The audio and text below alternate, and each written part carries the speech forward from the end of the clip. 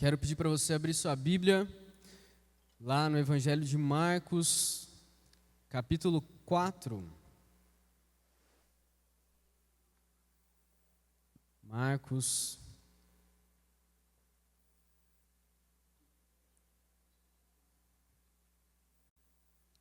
capítulo 4, versículo 35.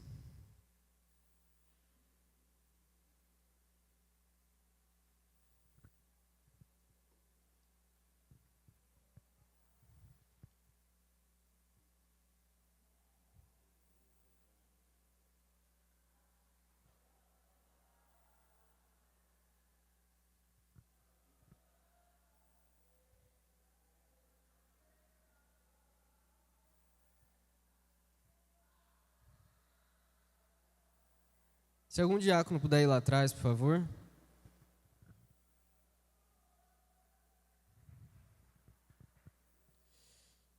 Amém. Marcos 4, 35 diz assim: Naquele dia, ao anoitecer, disse ele aos seus discípulos: Vamos para o outro lado.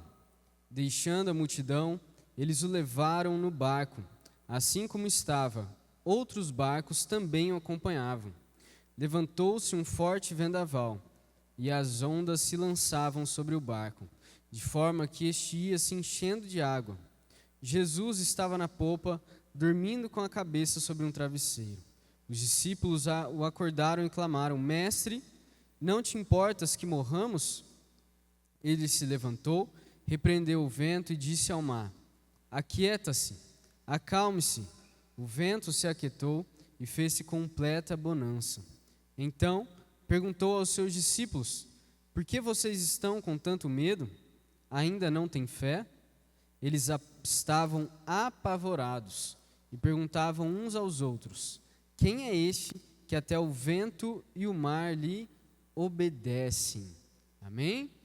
Glória a Deus. Irmãos, nessas sextas-feiras que nós estamos falando a respeito de milagres, o milagre, na verdade, ele é um fenômeno que não pode ser explicado por causas naturais. Então, quando nós olhamos para um milagre, para algo que aconteceu, seja na Bíblia, ou ainda algum milagre que acontece hoje em dia, ele não pode ser explicado por alguma causa natural. Ele é algo que é propriamente obra divina. Ele é uma obra de Deus. E essa obra que Deus faz, Deus pode usar a física, Deus pode usar a ciência, mas quem faz milagre é Deus. E quando nós olhamos na Bíblia a respeito disso, nós encontramos milagres desde Gênesis até Apocalipse, coisas que já aconteceram, estão acontecendo e que ainda vão acontecer. E o interessante na palavra de Deus é que quando nós vemos milagre, ele também é uma palavra que ela está ligada a outras palavras que também significam milagres, que são prodígios, maravilhas, sinais, poderes miraculosos. Mas impressionante mesmo é que quando nós vemos milagres acontecendo, nós sabemos que Deus está naquilo que está acontecendo. Quando nós vemos Jesus no início do seu ministério, Nicodemos chegou até Jesus, e quando ele chega até ele, fala assim: Mestre, sabemos que ensinas da parte de Deus, pois ninguém pode realizar os sinais miraculosos que estás fazendo se Deus não estiver com ele. Nicodemos reconhece que Jesus só conseguia fazer as coisas que ele fazia porque ele era alguém de Deus, enviado por Deus. Isso também acontecia tanto com Jesus quanto com os discípulos que depois começaram a igreja em Atos 10. Lá diz que como Deus ungiu a Jesus de Nazaré com o Espírito Santo e poder, e como ele andou por toda parte, fazendo bem e curando todos os oprimidos pelo diabo, porque Deus estava com ele. Fala que ele curava os oprimidos pelo diabo, aqueles oprimidos que estavam com o diabo. Mas, irmãos, quando nós olhamos para milagres, os milagres, eles só podem ser feitos pelos atributos incomunicáveis de Deus. E quando eu falo atributos de Deus, existem dois tipos de atributos.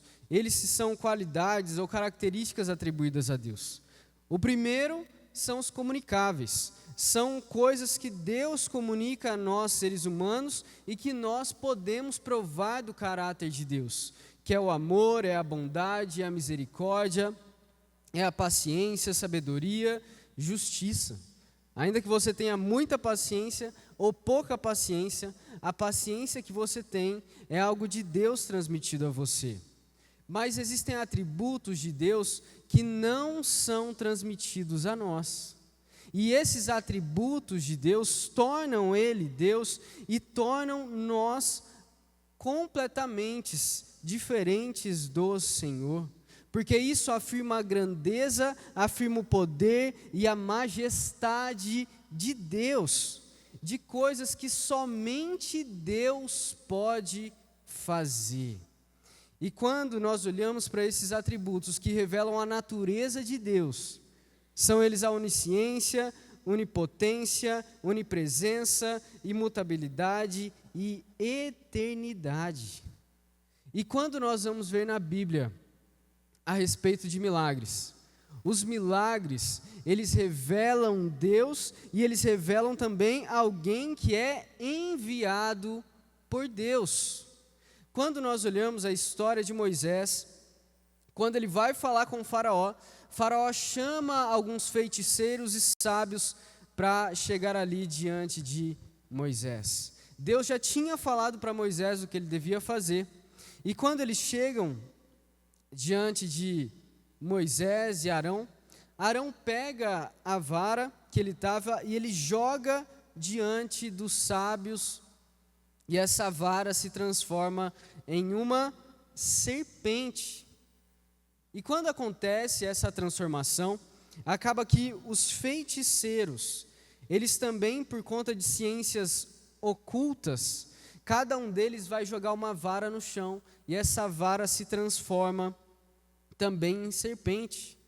Mas é a vara de Arão que come todas as serpentes que os sábios jogaram. Então, quando nós olhamos essa história, nós vemos que ainda que pessoas que não eram tementes a Deus fizeram algo que aparentemente era sobrenatural, ainda assim, aquele que vinha da parte de Deus fez algo ainda maior. E quando nós olhamos as pragas, as águas se tornando em sangue, infestação de rã, piolho, mosca, peste no gado, úlcera, chuva de pedra, infestação de gafanhoto, escuridão, morte dos primogênitos. Você imagina, irmão, uma pessoa naquela época olhando para todas essas coisas acontecendo e falando assim: eu acho que não é Deus que está fazendo nada disso, não.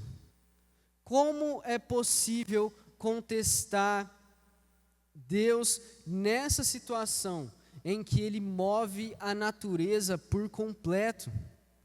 E outra passagem ainda que fala a respeito de um milagre, demonstrando a soberania do Senhor, é em 1 Reis 22, quando fala a respeito de Elias e os profetas de Baal.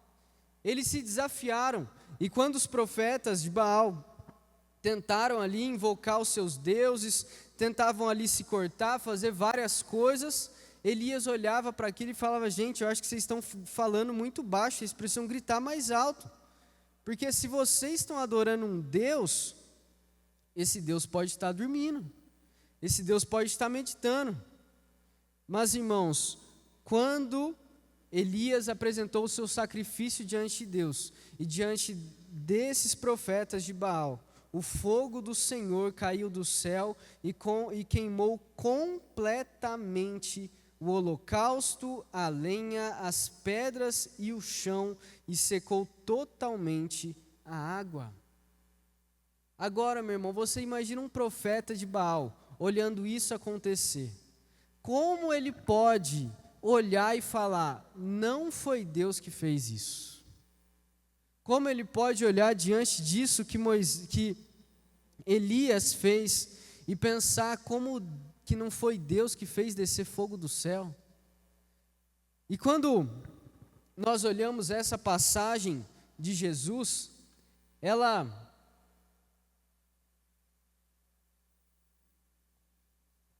revela uma coisa muito grandiosa do Senhor. Quando nós olhamos no Antigo Testamento, quem governa os ventos e o mar é o próprio Deus. Em Salmos 107, 29, diz: reduziu a tempestade a uma brisa e serenou as ondas. Às vezes, pode acontecer uma cura que aparentemente é um milagre. E talvez essa cura, ela foi fruto de um remédio, ela foi induzida, às vezes pode ter tido até mesmo uma enganação. Mas quando existe algo extraordinário na natureza, não tem como nós negarmos que foi Deus quem realizou aquilo. E quando eu estou falando isso, não estou falando essencialmente de algum desastre natural, mas estou falando no poder que Jesus tinha e no poder que Jesus tem. De que quando nós olhamos para a palavra de Deus, irmãos, para tantos milagres que Jesus fez, não tem como nós olharmos e dissermos que Deus foi apenas um profeta. Não tem como eu olhar para a palavra de Deus, para tantas coisas que Jesus fez, e negar a divindade de Jesus. Quando Jesus está nesse barco, esse barco já estava sendo atingido pelas ondas de tudo quanto é lugar, mas Jesus estava deitado, Jesus estava sossegado, irmãos. Todo mundo estava pegando balde para jogar água para fora do barco, e até mesmo Jesus pode ter sido acordado para pegar um balde e jogar água fora do barco. Porque quando eles chegam diante de Jesus, eles falam: mestre, não te importas que morramos? Está falando assim, pô, você não vai fazer nada, você não vai pegar um balde, você não vai jogar água para fora, você não vai ajudar a gente de jeito nenhum. Mas Jesus estava tranquilo, irmãos.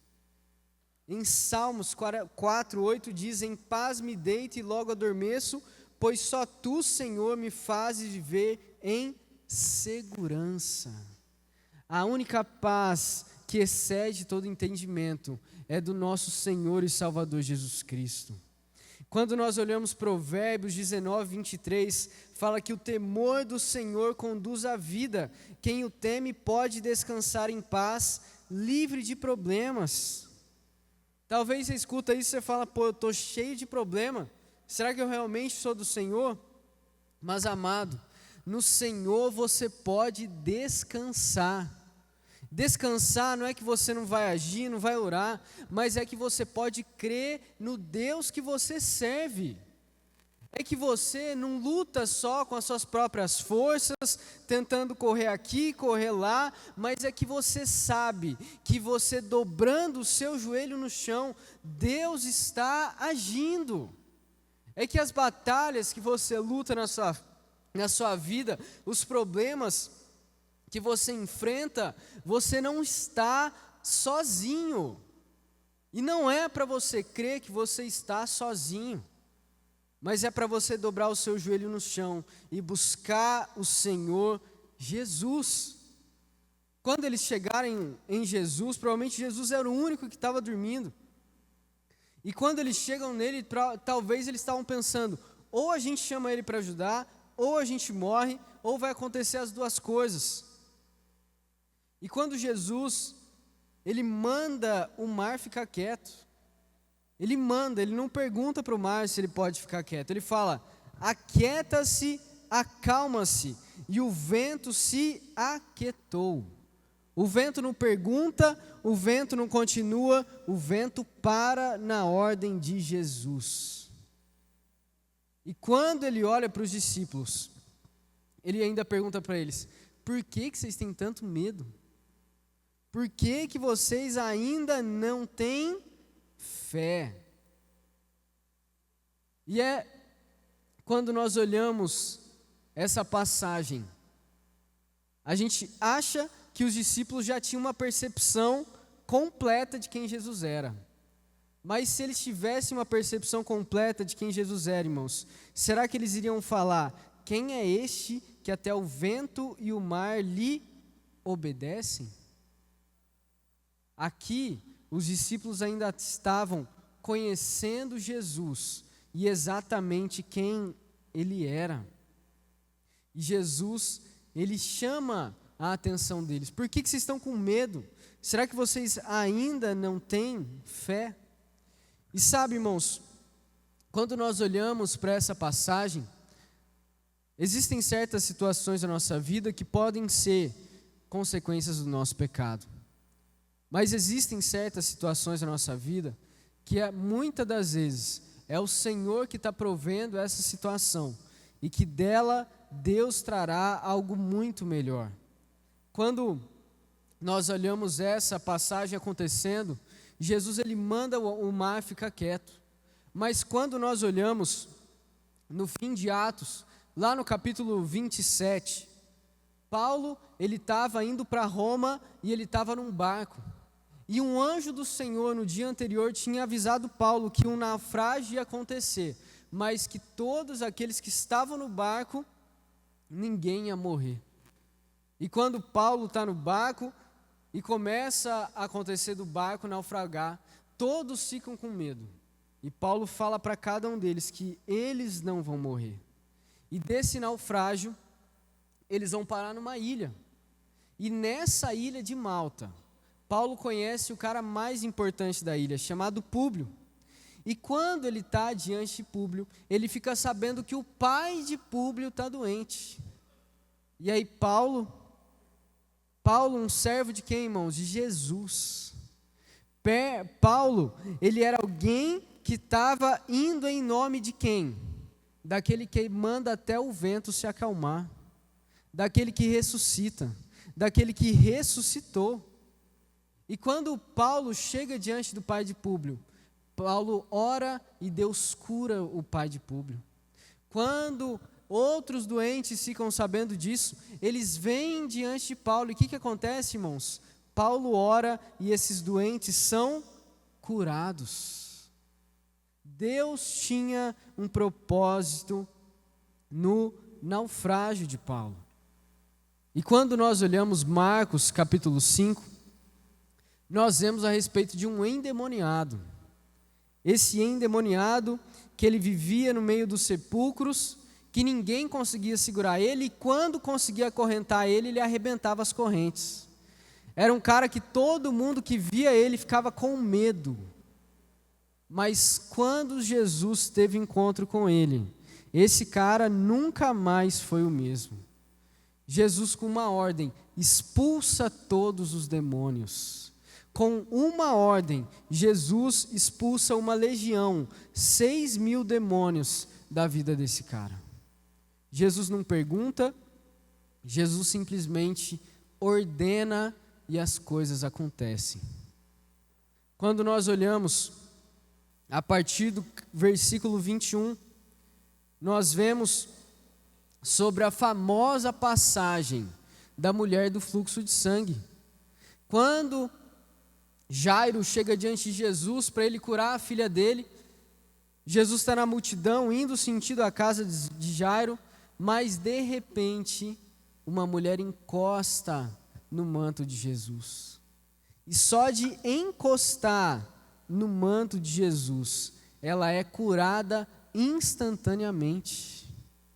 Instantaneamente. Nós estamos vendo um Jesus, irmãos, que tem poder sobre a natureza, que tem poder sobre os demônios, que tem poder sobre a doença. De que nada que acontece nesse sentido, Jesus é incapaz de fazer. E quando nós olhamos a história de Jairo, Jairo era um chefe da sinagoga, era um cara conhecido, respeitado, e ele tinha uma única filha. Ele chega diante de Jesus, e quando Jesus vai acompanhar ele até a sua casa, Jairo, ele tem que olhar para Jesus e falar: ou é agora ou nunca, ou minha filha vive, ou minha filha está morta. E nesse tipo de situação, ou o homem engole o seu orgulho e vai até Jesus, irmãos, ou o homem sofre as consequências do seu próprio ego. Quando Jairo foi diante de Jesus, ele teve que romper uma barreira que era da sua posição. Ele tinha reputação, status, orgulho, ele precisou se humilhar diante de Jesus. Ele ainda iria enfrentar a oposição de líderes religiosos que já estavam tramando a morte de Jesus. E ele teve que se humilhar a ponto de se prostrar aos pés de Jesus. Se existia um cara que estava desesperado, era Jairo. Se existia alguém que não estava sem saída e não sabia mais o que fazer para curar a sua filha, era Jairo. E quando Jesus chega na casa de Jairo, eles falam para ele: ó, essa menina aí que o senhor veio curar, já está morta já. Essa menina já morreu.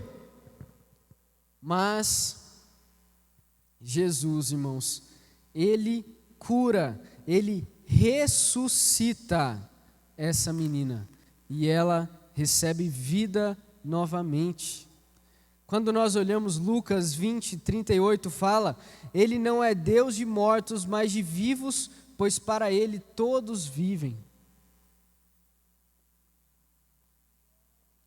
Quando nós vemos a história de Lázaro, as irmãs tinham mandado chamar Jesus, passou 4 dias que Lázaro estava morto. Jesus chega e até as irmãs falam: Jesus. Marta fala para o Senhor: Senhor, ele já cheira mal, já faz 4 dias que meu irmão morreu, isso aí já está um cheiro terrível. Mas Jesus, quando ele chega, irmãos, ele só chama: Lázaro, venha para fora. Ele teve que fazer mais alguma coisa? Ele só ordenou, e Lázaro ressuscitou e saiu para fora. E quando nós olhamos sobre isso, nós vemos que cada uma dessas histórias mexia com uma coisa chamada fé. E eu quero pedir para você abrir sua Bíblia lá em Marcos, capítulo 9, a partir do versículo 21.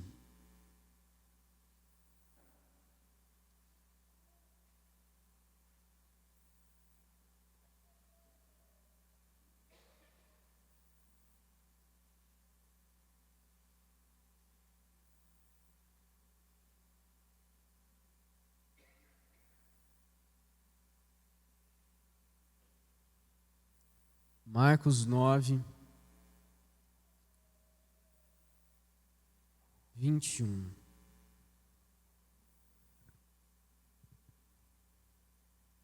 Diz assim: Jesus perguntou ao pai do menino: há quanto tempo ele está assim? Desde a infância, respondeu ele. Muitas vezes esse espírito tem lançado no fogo e na água para matá-lo. Mas, se podes fazer alguma coisa, tem compaixão de nós e ajuda-nos. Se podes, disse Jesus. Tudo é possível àquele que crê. Imediatamente, o pai do menino exclamou: creio, ajude-me a vencer a minha incredulidade. Quando Jesus viu que uma multidão estava se ajuntando, repreendeu o espírito imundo, dizendo: espírito mudo e surdo, eu ordeno que o deixe e nunca mais entre nele. O espírito gritou, agitou violentamente e saiu. O menino ficou como morto, ao ponto de muitos dizerem: ele morreu. Mas Jesus tomou-o pela mão e o levantou, e ele ficou em pé. Sabe, quando eu leio essa passagem, irmãos, esse versículo esse versículo 24, ele chama tanta atenção, porque um pai, igual Jairo, um pai buscando em favor do seu filho. Só que ao contrário de um pai que a filha estava morrendo, esse menino aqui, ele estava endemoniado. E ele estava quase ali cometendo alguns suicídios, se jogando no fogo, na água, e o demônio fazendo isso para tentar matá-lo. Mas aí esse pai, ele chega diante de Jesus, ele fala: Jesus, ajude-me a vencer a minha incredulidade.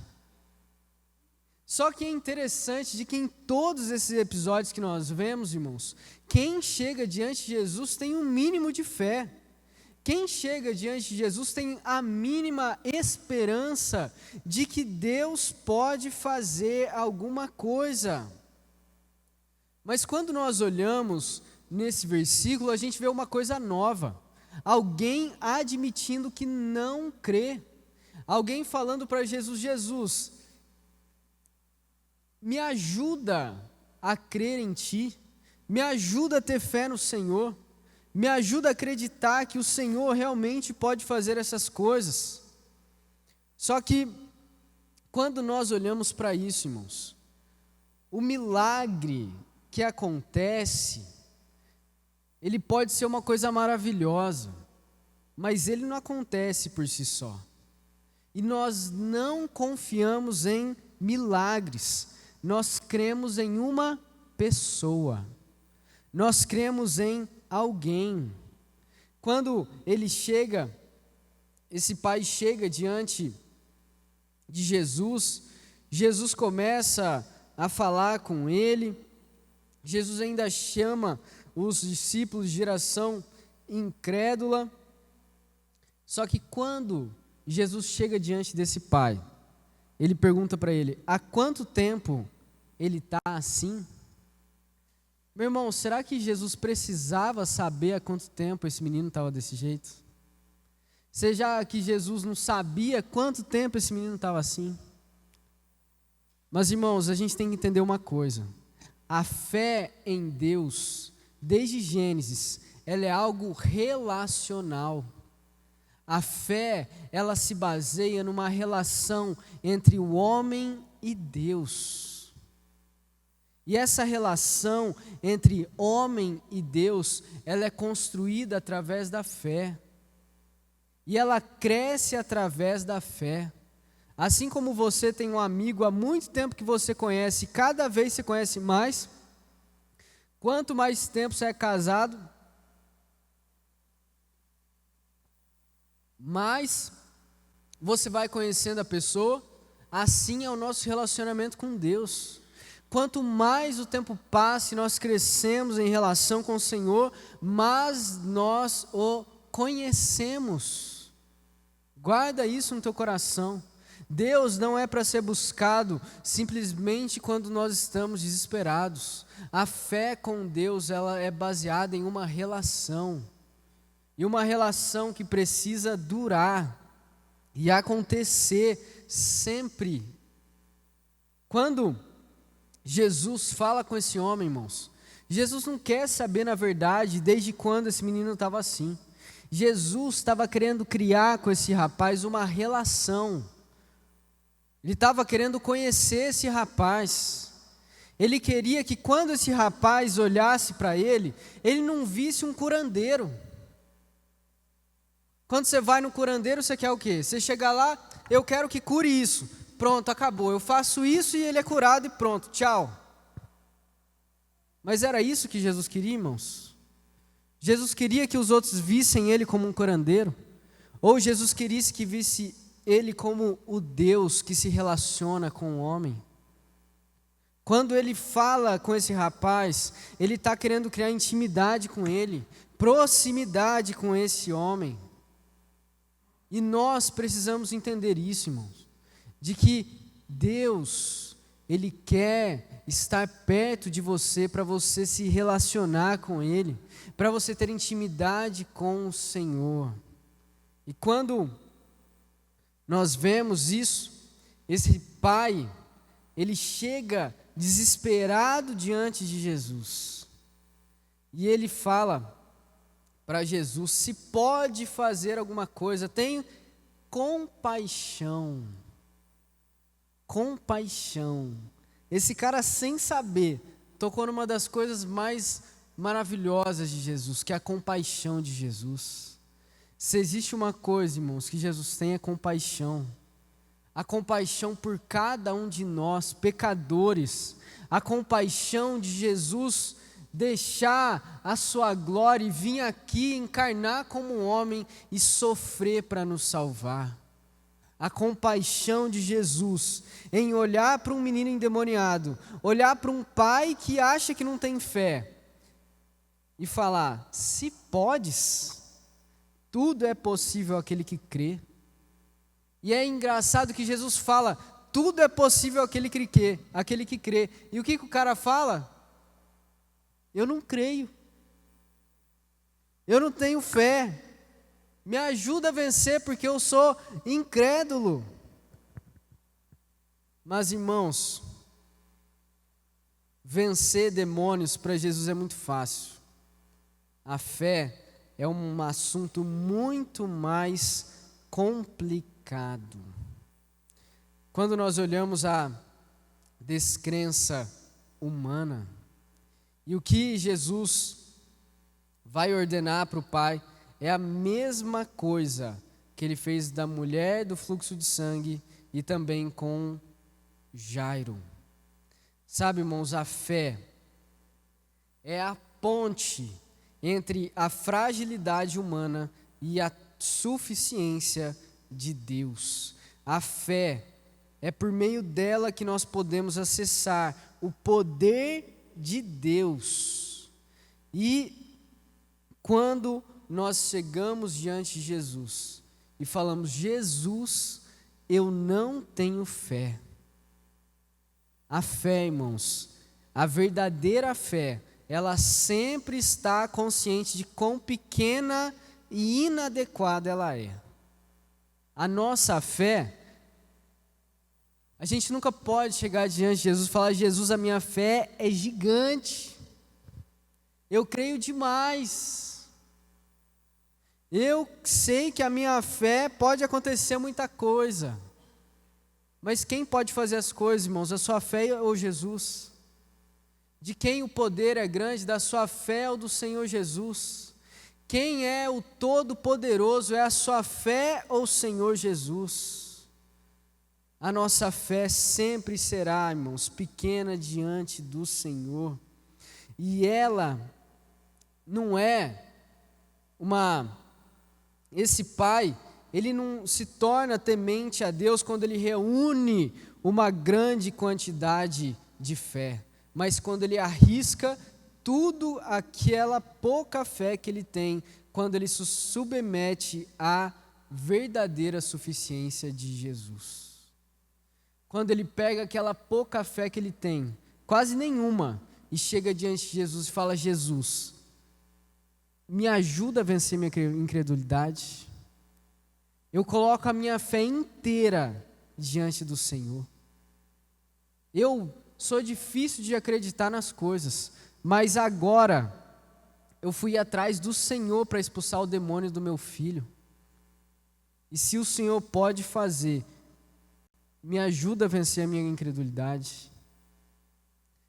Na verdade, irmãos, esse homem, quando ele chega diante de Jesus e ele se entrega dessa maneira, quando ele joga diante de Jesus tudo aquilo que ele quer acreditar, tudo aquilo que ele acha que talvez Jesus pode fazer, ele não confia em si mesmo, mas ele está ali confiando no poder do Senhor Jesus. A verdadeira fé, irmão, ela é a abertura incondicional a Deus. Ela é uma decisão contra tudo que é contrário ao Senhor Jesus. Saiba que você, quando chegar diante de Jesus, talvez você conhece Jesus há muito tempo, talvez você já tenha bastante fé, mas amado, deposita toda a sua fé e esperança no Senhor Jesus, porque Ele tem poder sobre todas as coisas. Porque a verdadeira fé sua, ela não é a sua fé quando você se enche dela, mas a verdadeira fé é quando você pega ela e deposita completamente no Senhor Jesus. Aí sim, nós temos a verdadeira fé. Porque quando eu digo eu tenho muita fé, a pergunta que vem logo em seguida é: no que você tem fé? No que? Quantas pessoas, irmãos, às vezes elas são ímpias, elas seguem ensinos completamente contrários ao Senhor Jesus, e elas falam, eu tenho fé, mas a verdadeira fé, ela acontece quando ela é entregue 100% ao Senhor Jesus, e cada um de nós precisamos crer, acreditar verdadeiramente nele. Quando nós vemos as histórias de Jesus, ele tem poder sobre a natureza, Jesus tem poder sobre as doenças, Jesus tem poder sobre a morte, Jesus tem poder sobre os demônios. Quando você enfrentar alguma doença na sua vida, ore ao Senhor Jesus porque Ele tem poder. Quando você enfrentar um demônio, ora ao Senhor Jesus porque Ele tem poder. Quando você enfrentar a morte, ora ao Senhor Jesus que Ele tem poder. Quando você enfrentar algo da natureza, ore ao Senhor Jesus porque Ele tem todo o poder. E que você possa, irmão, colocar diante do Senhor toda a sua fé, incondicionalmente, sem ficar olhando para outras coisas. Às vezes você vem aqui na igreja, você ouve mensagem, você até lê a Bíblia, mas quando chega alguma coisa na sua vida, você vai lá e faz simpatia. Às vezes você lê a Bíblia, crê no Senhor Jesus, mas quando tem um problema, você às vezes pode até correr para um terreiro. É o mesmo Deus que adora lá, é o mesmo Deus que adora aqui. E aí, ao invés de você depositar a sua fé em Jesus, que é o único que pode te libertar, que é o único que pode se salvar, você pega a sua fé e fica distribuindo. Lá pode dar certo, aqui pode dar certo. Se eu colocar nos dois, um vai dar. E às vezes, irmãos, você está abandonando o Senhor Jesus, achando que continua no barco com Ele. Então, se você, meu irmão, crê no Senhor Jesus, para de dividir a sua fé, para de acreditar em outras coisas, você já crê naquele que é Deus, você já crê naquele que João 1:2 fala, ele estava com Deus no princípio, todas as coisas foram feitas por intermédio dele, sem ele nada do que existe teria sido feito, nele estava a vida e esta era a luz dos homens. E aí você vem na igreja, vê a respeito dessas histórias de Jesus e depois busca ensinamentos em lugares que fala que Jesus não é Deus. Como pode isso? Colossenses 1:17 fala, Ele é antes de todas as coisas e nele tudo subsiste. Jesus, irmãos, Ele é Deus, Ele tem poder sobre todas as coisas. Não existe nada que você possa orar que Deus não possa fazer. Você pode buscá-lo sem moderação. Você pode orar sem moderação, você pode colocar a sua fé em Jesus sem moderação e sem dividi-la, porque Ele é suficiente para todas as coisas que um homem busca. Quando um homem sai por aí buscando a paz, a Bíblia fala que em Jesus nós temos a paz que excede a todo entendimento. Quando o homem busca segurança, a Bíblia chama Jesus de escudo, a nossa torre forte. Às vezes você não tem família e você busca família, e você às vezes busca no mundo de diferentes formas, e você tem uma carência no seu coração nesse sentido, mas quando você chega diante de Jesus, através do sacrifício de Jesus, você é chamado filho de Deus. E que você, irmãos, pare de dividir a sua fé, pare de acreditar em coisas que não te levarão a nada, somente a se distanciar dos caminhos do Senhor Jesus. Se nós buscamos a Jesus, nós não buscamos um mundo de coisas, porque nós sabemos, irmãos, que aquele que nós buscamos, Ele quer adoração exclusiva a Ele. Ele quer intimidade com você, Ele não quer intimidade com os deuses que você procura por aí. Às vezes na sua casa, você tem a Bíblia, você lê, mas você ainda tem estátuas lá. Você tem coisas que quando a coisa aperta, você volta. Quando chega um problema mais difícil, você sai. Pare, irmão, de ter uma vida dupla na fé. E passe a confiar somente em Jesus. Passe a confiar somente naquele que tem todo o poder em cima do céu, debaixo na terra. E que um dia nós encontraremos face a face com o Senhor. De que um dia nós não precisaremos mais de fé, um dia não vai ter mais problema, um dia não vai ter mais nada contra o Senhor. Um dia nós estaremos face a face com Ele, eternamente na presença dEle. Creia verdadeiramente, irmãos, que Jesus pode realizar milagres. E que isso é em todas as áreas da sua vida. E principalmente, de que crer em Jesus nos leva a uma vida de piedade e oração. A fé nos leva à intimidade com o Senhor. E essa intimidade, irmãos, vem através da oração, da busca do Senhor. E nós precisamos questionar o nosso coração, se estamos verdadeiramente crendo em quem Jesus realmente é.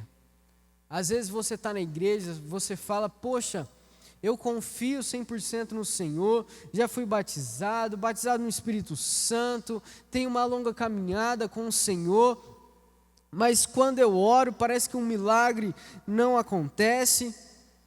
Mas, irmãos, continue na caminhada firme com o Senhor Jesus. O maior milagre que você viveu, está vivendo e vai viver na sua vida é a salvação. A salvação. Quer um milagre maior do que um pecador se arrependendo? Quer milagre maior do que um pecador sendo chamado filho de Deus? Um pecador sendo chamado a viver eternamente junto com um Deus que é santo, santo e santo é o Senhor. Que você, meu irmão, possa colocar a sua fé exclusivamente e 100% no Deus Todo-Poderoso. Que você não possa medir a sua fé entre Jesus e Baal, entre Jesus e o feiticeiro, entre Jesus e outras coisas que você busca, mas que pode ser colocada 100% a sua fé no Senhor, e que você possa viver, irmão, com essa certeza no seu coração, de que Jesus está vivo, que Ele ressuscitou e que um dia Ele voltará para nos buscar. Amém? Glória a Deus.